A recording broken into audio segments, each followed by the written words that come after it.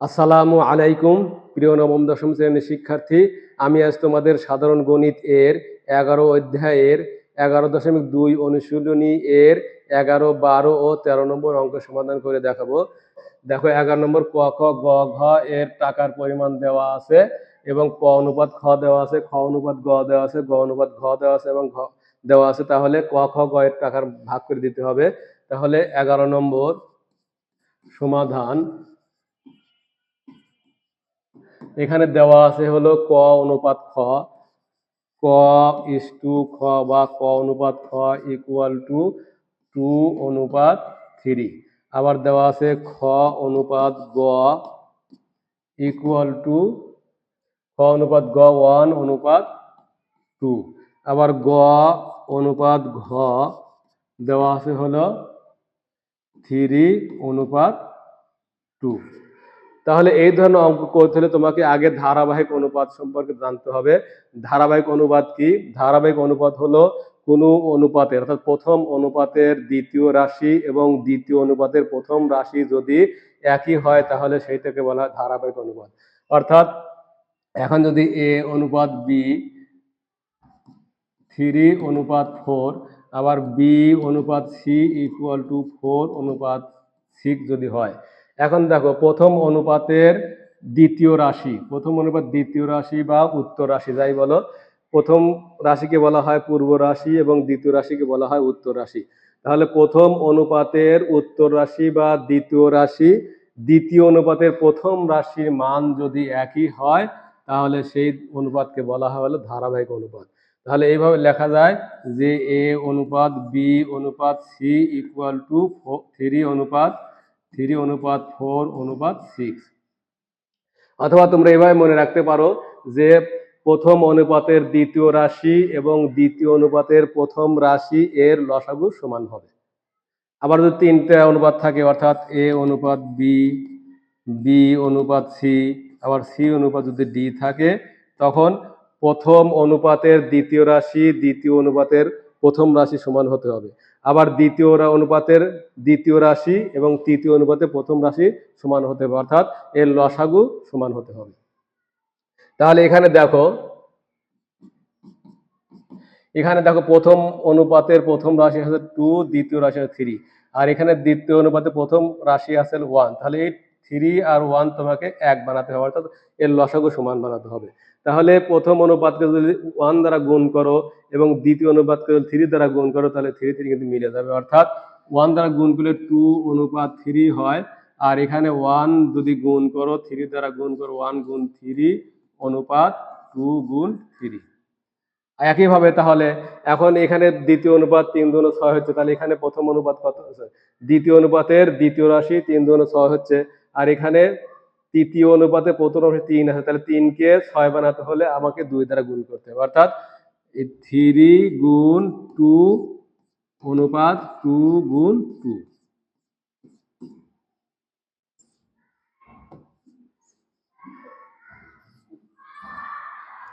Equal to, এখন দেখো 2:3 equal to 3 হচ্ছে 3, 3:3:6 ইকুয়াল টু 3:6:2:4। তাহলে লেখা যায় সুতরাং ক অনুপাত খ অনুপাত গ অনুপাত ঘ ইকুয়াল টু, তাহলে 2:3 এই 3 মিলে গেল, তাহলে অনুপাত 6, আবার এই 6 মিলে গেল অনুপাত 4। এখন এই যে ক খ গ ঘর অনুপাত ধারাবাহিক অনুপাত বের করলাম, এই ক খ গ একত্রে 300 টাকা পেয়েছে, তাহলে ক কত টাকা পেয়েছে, খ কত টাকা পেয়েছে, গ কত টাকা পেয়েছে, ঘ কত টাকা পেয়েছে বের করতে হবে। তবে এটা এখানে দুইটি নিয়ম আছে। একটি নিয়ম হলো ক্লাস 7-এ তোমরা করে আসছো যে অনুপাতের রাশি যোগ করে বের করতে পারো, আবার তোমরা এই অনুপাতকে এক্স ধরে করতে পারো। তাহলে মনে করি ক পায় সমান 2 আছে, তাহলে 2x টাকা, খ পায় তাহলে 3x টাকা, গ পায় 6x টাকা এবং ঘ পায় 4x টাকা। এখন মোট টাকা দেওয়া থাকে 300 টাকা, তাহলে লিখতে পারি যে সুতরাং এই মোট যোগফল অর্থাৎ 2x + 3x plus 6x plus 4x equal to 300. This implies 6 4 10, 10 3 13, 14 15, তাহলে 15x 15x equal to 300. This implies এখানে আছে x equal to 300 divided by 15. সুতরাং x is equal to 15 2 0. তাহলে এখন x এর মান পেলাম আমরা কত 20, তাহলে এখন লাগবে সুতরাং ক পায় সমান এখানে আছে 2x, ক পেয়ে 2x, তাহলে 2 সাথে 2 20 গুণ করি, তাহলে 2 গুণ 20 is equal to 40 টাকা। খ হলো 3x সমান 3 গুণ 20 3 বিশং 60 টাকা। গ পায় হলো 6x টাকা, তাহলে 6 গুণ 20 ইকুয়াল টু 6 2 12 120 টাকা। এবং ঘ পায় হলো কত 4x, 4 গুণ 20 ইজ ইকুয়াল টু 4 2 8 80 টাকা। এই হলো তাদের টাকা পাওয়ার অনুপাত। এখন তোমার এই অনুপাতগুলো তুমি শুদ্ধিপ্রকার করতে পারো, এই অনুপাতগুলো যোগ করলে তোমার এই 300 আসতে হবে। তাহলে যোগ করে দেখি, 0 0 8 2 10 10 6 16 4 20, হাতে আমার 1, হাতে আমার 2, 2 এর 1 3, তাহলে 300 আমাদের কিন্তু মিলে গেছে, অর্থাৎ আমাদের অঙ্ক ঠিক আছে। এখন আমি তোমাদের 12 নম্বর অঙ্ক সমাধান করে দেখাবো। দেখো 12 নম্বর 3 জন জেলে 690টি মাছ ধরেছে, তাদের অংশের অনুপাত দেওয়া আছে, তাহলে কে কয়টি মাছ পেল। তাহলে দেওয়া আছে মোট মাছ ধরেছে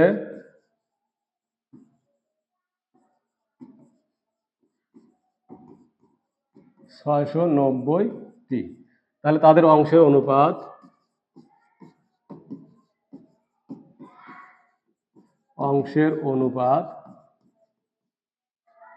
দেওয়া আছে হলো 2/3 অনুপাত 4/5 অনুপাত 5/6।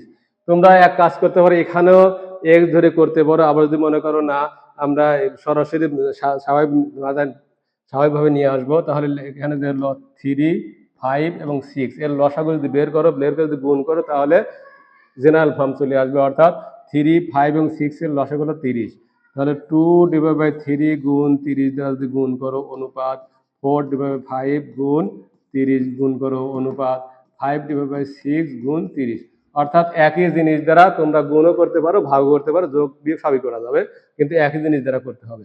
অর্থাৎ 3 দ্বারা যদি কাটাকাটি করি, তাহলে 3 10 30, 10 2 20 অনুপাত 5 ছক 30 4 ছক 24 অনুপাত 5 ছক 30 5 5 25, অর্থাৎ 3 হকে 3 3 10 30 10 2 20 5 হকে 5 5 ছক 30 4 ছক 24 6 হকে 6 5 ছক 30 5 5 25, তাহলে তাদের অংশের অনুপাত 20 24 এবং 25। তাহলে মনে করি প্রথম জেলে মাছ ধরেছে সমান 20xt, দ্বিতীয় জেলে মাছ ধরেছে 24xt, তৃতীয় জেলে মাছ ধরেছে তাহলে 25xt। এখন তারা মোট মাছ ধরেছে 690টি, তাহলে প্রশ্ন মতে 20x plus 24x plus 25x is equal to 690. This implies যদি যোগ করো 5 4 9 2 2 4 4 2 6 x equal to 690. This implies এখানে x is equal to 690 divided by এখানে 69 ভাগ হয়ে যাবে 69, কাটাকাটি করলে 10, সুতরাং x is equal to 10, তাহলে x এর মান 10 বের হলো। এখন প্রথম জেলে মাছ ধরেছে, সুতরাং প্রথম জেলে মাছ ধরেছে, তাহলে প্রথম তাহলে আমরা ধরে নিয়েছি কি 20x আর x এর মান কত 10, তাহলে 20 গুণ 10 ইকুয়াল টু 200। দ্বিতীয় জেলে মাছ ধরেছে সমান, দ্বিতীয় জেলে ধরা হয়েছে 24x, তাহলে 24 গুণ 10 ইকুয়াল টু 240টি। তৃতীয় জেলে মাছ ধরেছে, তৃতীয় জেলে হলো 25x, তাহলে 25 গুণ 10 ইকুয়াল টু 250টি। আশা করি বুঝতে পেরেছো। এখন আমি তোমাদের 13 নম্বর অঙ্ক সমাধান করে দেখাবো। দেখো 13 নম্বর বলছে যে একটি ত্রিভুজের পরিসীমা 45 সেন্টিমিটার, বাহুগুলোর দৈর্ঘ্য অনুপাত 3:5:7 হলে প্রত্যেক বাহুর পরিমাণ নির্ণয় করো। তাহলে পরিসীমা কাকে বলে তোমরা নিশ্চয়ই জানো, যে যদি ত্রিভুজ হয় তাহলে ত্রিভুজের 3 বাহুর যোগফলই হলো পরিসীমা, যদি আয়ত হয় তাহলে আয়ত বা চতুর্ভুজ যদি হয় তাহলে 4টি বাহুর যোগফল হলো পরিসীমা। এখন এখানে ত্রিভুজের পরিসীমা দেওয়া আছে, তাহলে দেওয়া আছে ত্রিভুজের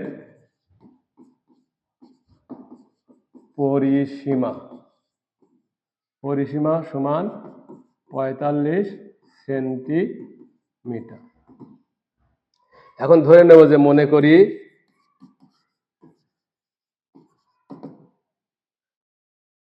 ত্রিভুজের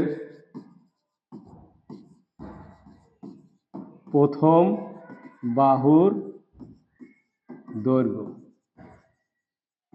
অনুপাত দেওয়া আছে 357, তাহলে 3x সেন্টিমিটার। ত্রিভুজের দ্বিতীয় বাহুর দৈর্ঘ্য সমান 5x সেন্টিমিটার। ত্রিভুজের তৃতীয় বাহুর দৈর্ঘ্য সমান 7x সেন্টিমিটার। আর পরিসীমা হলো এই 3 বাহুর যোগফল। তাহলে লিখতে পারি প্রশ্ন মতে পরিসীমা হলো 3x plus 5x plus 7x equal to, এখানে পরিসীমা দেওয়া আছে 45। দিস ইমপ্লাইজ, এখানে 7 3 10 আর 5 15, 15x equal to 45। This implies x equal to 45 ভাগ 15, সুতরাং x ইজ ইকুয়াল টু 3 15 45, তাহলে x সমান 3 সেন্টিমিটার। এখন তাহলে প্রথম বাহুর দৈর্ঘ্য, সুতরাং প্রথম বাহুর দৈর্ঘ্য ইকুয়াল টু, ধরেছি আমরা 3x, তাহলে 3 গুণ x এর মান হলো 3 ইকুয়াল টু 3 3 9 সেন্টিমিটার। আবার দ্বিতীয় বাহুর দৈর্ঘ্য সমান 5x ধরা হয়েছে, তাহলে 5 গুণ 3 ইকুয়াল টু 3 5 15 সেন্টিমিটার। আবার তৃতীয় বাহুর দৈর্ঘ্য ইকুয়াল টু 7x, তাহলে 7 গুণ 3 3 7 21 সেন্টিমিটার। আবার তুমি শুদ্ধি করে দেখতে পারো, যোগ করে দেখতে পারো, 9 6 15 5 হাতে 1 3 আর 1 4, তাহলে 45। আশা করি বুঝতে পেরেছো। আমার চ্যানেলটিকে সাবস্ক্রাইব করে তোমরা পাশে থাকবে এবং পরবর্তী পার্ট দেখার আমন্ত্রণ জানিয়ে এখানে শেষ করছি। আসসালামু আলাইকুম।